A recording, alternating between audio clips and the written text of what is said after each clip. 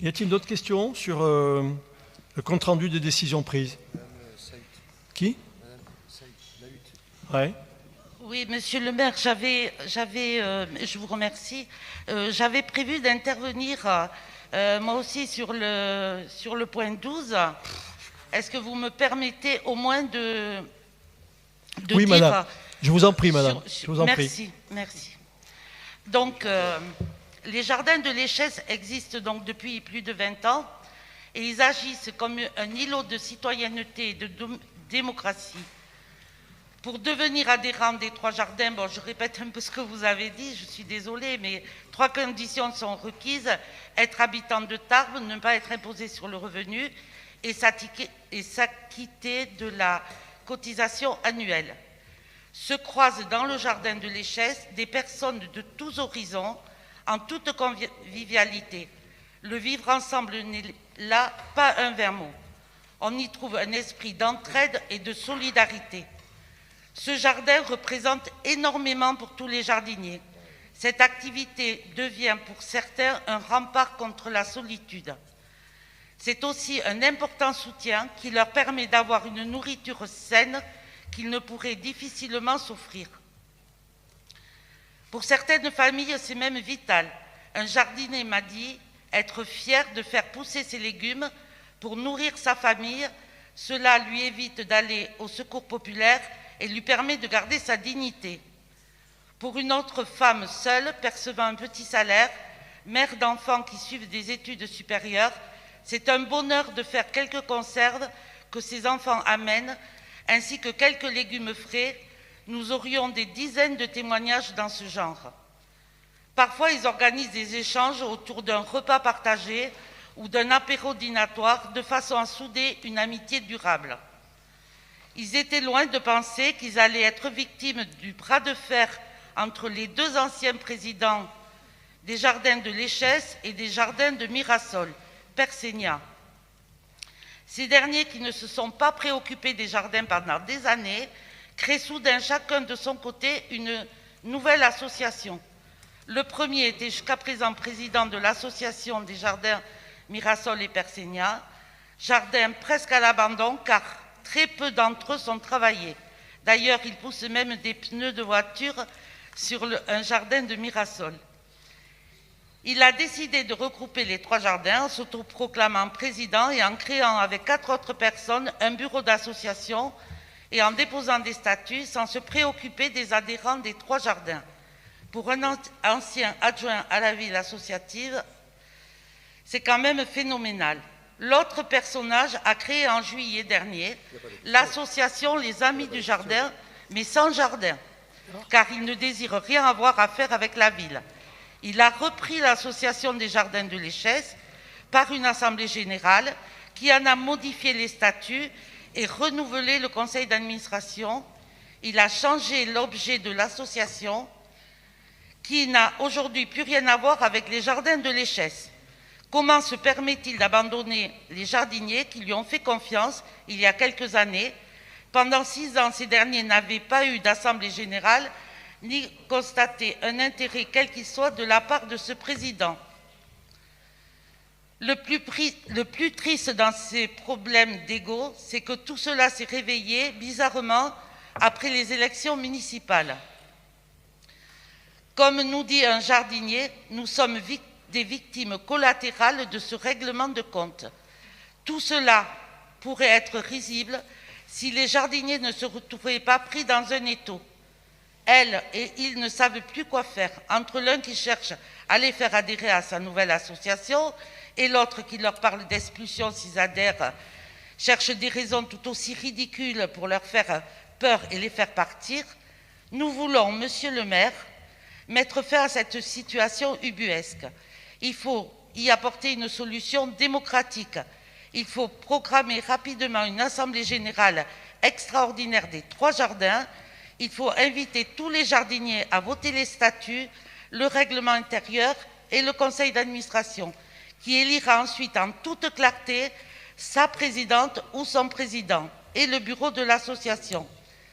Évidemment, nous espérons que les anciens présidents auront la décence de ne pas se représenter, vu la prestation déplorable qu'ils ont montrée pendant leur mandat et surtout après. Voilà. Bien, merci madame. Je vais vous dire, sur 80% de votre propos, je suis tout à fait d'accord. Je ne peux qu'approuver tout ce que vous avez dit. Vous auriez pu rappeler que c'est la municipalité actuelle et les précédentes, sous mon autorité, qui ont créé plus de 100 jardins familiaux à Tarbes. Plus de 100. Personne ne l'a dit ça. C'est nous qui les avons créés. Et pourquoi l'avons-nous fait? Parce que, justement, nous savons, comme vous venez de le dire, que ça correspond à des besoins, pour aider des familles en difficulté, pour aider des gens pour lesquels, comme vous le dites, ça peut éviter d'aller peut-être au restaurant du cœur ou au secours populaire, ou etc., ailleurs. Tout ça, nous savons. Et c'est précisément pour cela que nous avons créé ces jardins familiaux.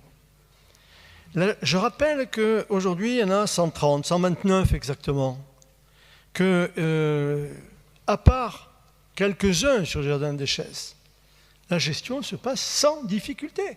Je ne vois pas pourquoi on ferait une assemblée générale en invitant les 129 familles qui gèrent ces jardins familiaux alors qu'il n'y a aucun problème. Ce n'est pas parce qu'il y a 8 personnes, 8, au sein des jardins des Chaises qui n'acceptent pas la décision qui a été prise par la mairie de confier la gestion de ces jardins à l'association présidée par M. Pourchier. Vous ne croyez pas que c'est pour ces 8 personnes qu'on va tout révolutionner? Non. Si ces 8 personnes veulent continuer à exploiter leur jardin, à condition qu'elles en aient bien besoin, ce qui n'est pas évident, comme l'a dit M. Lacabane tout à l'heure, pour tout le monde, on a 50 personnes qui sont en liste d'attente et des personnes en difficulté. Donc, il n'est pas normal qu'au bout de 20 ans, il y ait un peu de roulement et un peu de changement. Ce n'est pas anormal qu'il y ait du changement. Mais là, ce n'est pas notre affaire. C'est la responsabilité de l'association qui gère les 3 jardins familiaux et son conseil d'administration. Ensuite, vous parlez de règlement de compte. J'ai rappelé, madame, la lettre que j'ai reçue en 2015, mettant en évidence les insuffisances graves en matière de direction et de gestion de l'association à la suite de Richard Potier par le président qui lui a succédé. Plus rien, plus aucune assemblée, plus rien, aucun compte, rien du tout. Rien du tout. Donc, c'est pas moi qui ai écrit la lettre là, des usagers des jardins de l'Échèze. Vous voyez bien qu'il y en a qui sont satisfaits par l'organisation qu'on met en place aujourd'hui. Je répète que si demain, parmi les exploitants des jardins d'Échèze, car dans les autres jardins, il n'y a aucun problème, il y en a qui refusent de signer la convention d'occupation que nous avons proposée à tout le monde, qui refusent de payer la cotisation de 20 € par an, il est normal que le conseil d'administration de l'association se détermine pour savoir si ces personnes ont vocation ou non à continuer, à demeurer, à exploiter ces jardins. C'est l'affaire de l'association. Par contre, si tout le monde accepte la règle du jeu telle qu'elle est définie, et là il y a une règle du jeu précise, avec un président, un conseil d'administration, etc., il n'y a pas de raison, si les relations redeviennent normales, il n'y a pas de raison qu'il y ait des expulsions, sauf pour donner satisfaction à des demandes, à des personnes peut-être davantage dans le besoin que ceux qui exploitent ces jardins depuis 20 ans et qui peut-être aujourd'hui sont un peu moins dans le besoin, ça je n'en sais rien. Voilà. Avant de vous passer la parole à ceux qui ont levé la main, je voudrais dire que M. Jean-Paul Gerbet, chargé des associations, est allé visiter ces locaux avec le service architecture pour en apprécier la qualité et voir quels seraient les travaux à faire, car nous sommes aujourd'hui submergés de demandes de la part d'associations pour des locaux.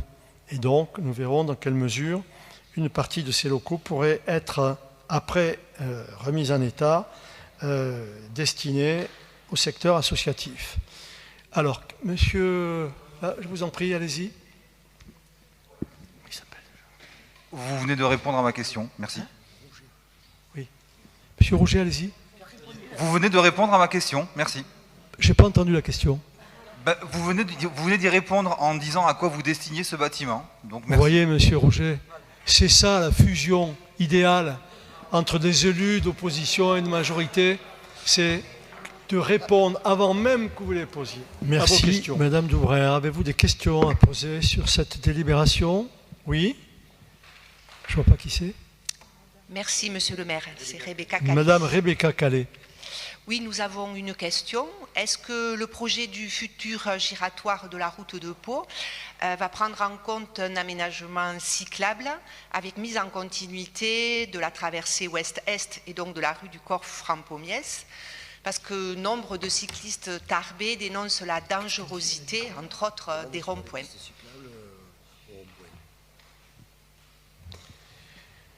Alors, je vais vous répondre. Avant de demander s'il y aurait des pistes cyclables après, vous auriez pu rappeler que rue du Coffre-en-Pommier, il y a des pistes cyclables qui ont été réalisées, qui n'existaient pas auparavant et qui sont tout à fait remarquables. Nous travaillons aujourd'hui, dans le cadre du schéma d'agglomération sur les mobilités, nous travaillons sur différents projets sur le territoire de l'agglomération et notamment sur les pistes cyclables entre Tarbes et Ibos. Donc c'est un chantier qui est engagé par la communauté d'agglomération. Bien évidemment, nous sommes particulièrement intéressés. Vous savez que nos services ont imaginé, dans la perspective de 2 ou 3 ans, la réalisation d'un rond-point route de Pau à la place de tous ces feux rouges. C'est un chantier, un dossier qui est à l'étude, c'est pas simple.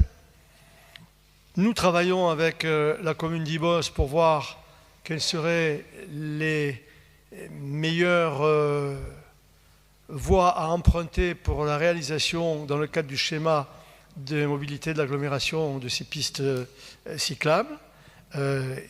Et vous verrez que dans ce schéma qui est très ambitieux, je peux vous dire par exemple que ce schéma qui m'a été présenté la semaine dernière représente pour les 10 années qui viennent un investissement minimum de 20 millions d'euros pour tout ce qui concerne les pistes cyclables sur l'agglomération.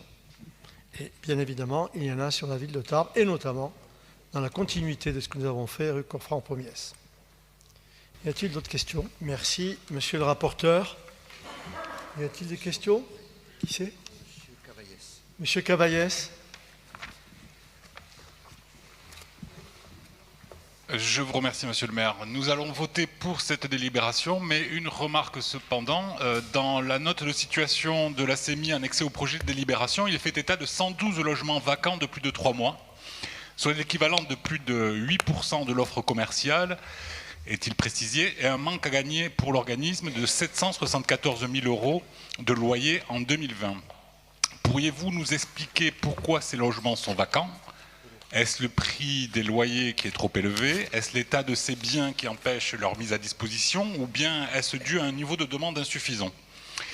Et donc nous vous suggérons dès lors de proposer ces logements vides aux Tarbaises et aux Tarbais privés de logement dans les situations les plus difficiles, ou bien encore de les mettre à disposition ou de les réserver éventuellement avec l'aide d'associations à des personnes victimes de violences conjugales. Je vous remercie. Merci, M. Cavaillès. Je ne veux pas être désagréable, surtout avec vous qui êtes courtois, ce qui n'est pas le cas de tout le monde. Vous aviez souhaité être invité aux réunions, aux assemblées générales de la CEMI. J'ai veillé à ce que vous soyez régulièrement invité. À ma connaissance, vous n'avez pas pu, pour des raisons qui ne me regardent pas, y participer. Mais si vous aviez pu participer aux assemblées générales, vous auriez bien évidemment été parfaitement informé sur tous ces points. Pardon? Ben oui, parce que depuis qu'on a été élu, il y a eu 2 assemblées générales, oui, c'est normal. Normal. Monsieur le Président de la CEMI, si vous voulez bien apporter des précisions aux questions tout à fait pertinentes de Monsieur Cavaillès. Oui, merci Monsieur le maire. Donc, concernant les logements vacants, je vais vous répondre, Monsieur Cavaillès. Vous n'ignorez pas qu'à la CEMI, nous avons 1247 logements. Vous l'avez bien dit, il y en a 112 vacants. Et il y a une raison. La première, on en a une soixantaine, précisément 61, de vacants à la cité Bel Air. Pourquoi? La raison est très simple, c'est les bâtiments G et H à la cité Bel-Air, pour ceux qui connaissent, et on va les démolir dans le cadre du programme national pour la rénovation urbaine. Donc je ne vous cache pas que faire des travaux dans des bâtiments qu'on va démolir, ce n'est pas possible. Il y a de nombreux frais. Je vais vous donner un exemple. J'ai été sollicité la semaine dernière par une dame âgée qui avait plus de 80 ans, qui avait des problèmes de mobilité. Et dans ces immeubles-là, il n'y a pas d'ascenseur. Donc c'est difficile de pouvoir les louer. Et de plus, la plupart des demandeurs de logement le savent. On va démolir ces bâtiments, donc on ne peut pas leur proposer. Après, la deuxième, il reste en gros 50 logements, précisément 51 logements. Il y a, et vous ne l'ignorez pas, une paupérisation de la population française et tarbaise d'ailleurs. On est obligé de faire des dossiers pour passer en commission d'attribution des logements. Et ces dossiers ne passent pas. On ne peut pas se permettre de donner des logements pour donner des logements. Ce n'est pas possible. Et je voulais également saluer cette commission d'attribution des logements qui s'appelle la Caléole, où il y a des collègues ici présents, mais pas que des élus. Il y a un représentant de la préfecture, il y a un représentant de l'agglo et un représentant des locataires. Donc, et la dernière chose que je voulais dire, c'est on a, même pour l'attribution des logements, un impact avec le Covid. Comment l'impact? Les demandeurs de logements sont de plus en plus exigeants. Ils ne veulent que des logements, soit avec un jardin, soit un extérieur. Les autres, ils nous les refusent. Voilà la raison.